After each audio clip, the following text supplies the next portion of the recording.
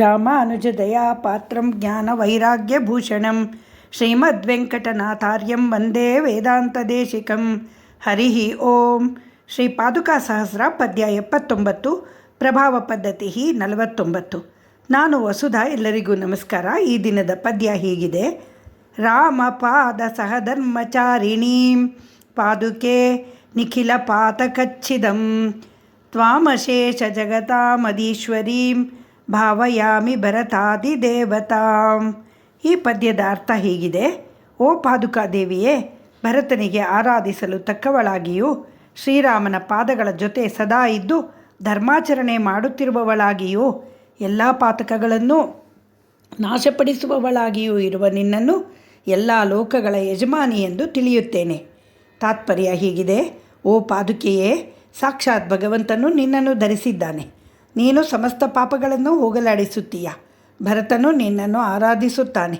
ನೀನು ಜಗದೀಶ್ವರಿಯಾಗಿರುವೆ. ಆದುದರಿಂದ ನೀನು ಸಾಕ್ಷಾತ್ ಸೀತೆಯಂತೆ ಶ್ರೀ ಮಹಾಲಕ್ಷ್ಮಿಯಂತೆ ತೋರುತ್ತಿದ್ದೀಯಾ ಎಂದು ಹೇಳಿದ್ದಾರೆ. ರಾಮ ಸಹಧರ್ಮಚಾರಿಣಿಯಾದ ಪಾದುಕಾದೇವಿಯು ಸಕಲ ಪಾಪ ನಾಶಕಳಾಗಿ ಸಾಕ್ಷಾತ್ ಸೀತೆಯಂತೆ ಕಾಣಿಸುತ್ತಾಳೆ ಶ್ರೀ ವೇದಾಂತ ದೇಶಿಕರಿಗೆ.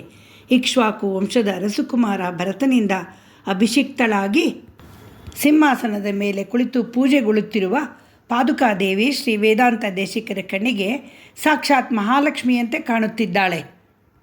ಆದುದರಿಂದ ಅವರು ಪಾದುಕೆಯನ್ನು ಸಮಸ್ತ ಲೋಕಗಳ ಯಜಮಾನಿಯಂತೆ ಭಾವಿಸುತ್ತೇನೆ ಎಂದಿದ್ದಾರೆ.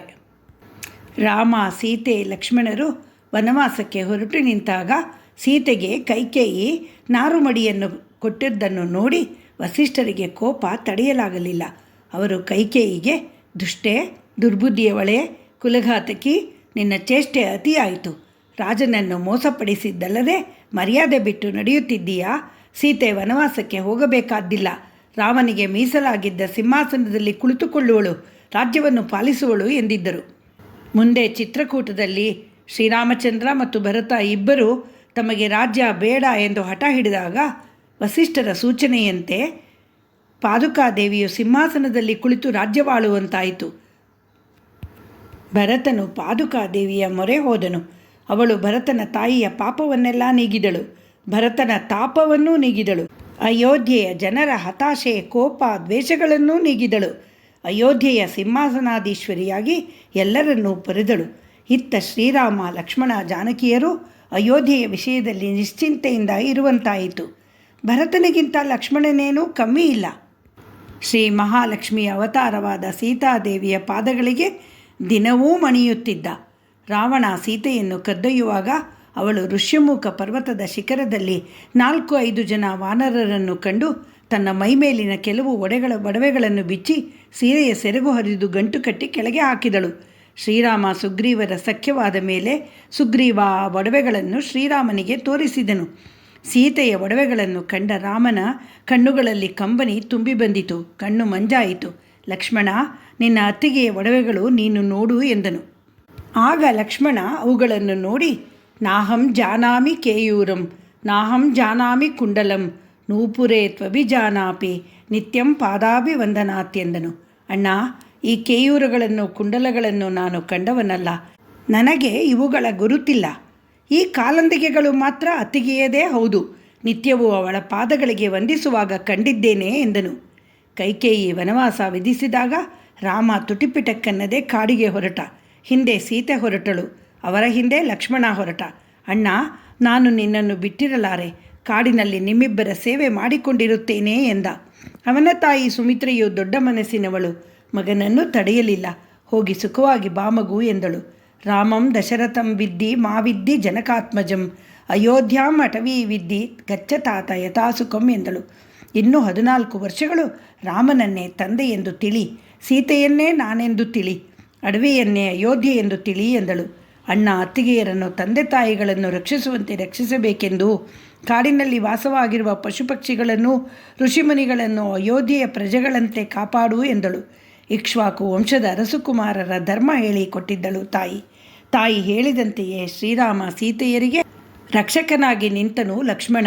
ಹಗಲು ರಾತ್ರಿ ಸೇವಕನಂತೆ ಅವರ ಬೇಕು ಬೇಡಗಳನ್ನು ನೋಡಿಕೊಳ್ಳುತ್ತಿದ್ದನು. ಗಂಗೆಯನ್ನು ದಾಟಲು ಗುಹಾ ತಯಾರಿಸಿಟ್ಟಿದ್ದ ನಾವೇ ಇತ್ತು.